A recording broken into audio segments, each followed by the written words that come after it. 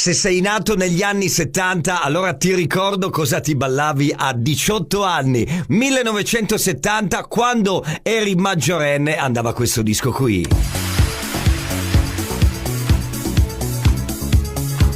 E la pelle d'oca parte immediata.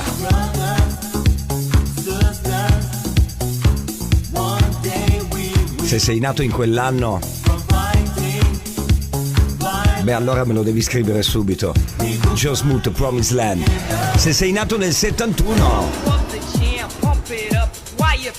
a 18 anni ti ballavi Pump Up the Jam. E nel 72, i 24/7. Se sei nato nel 1973, a 18 anni, ti ballavi Crystal Waters con Gypsy Woman.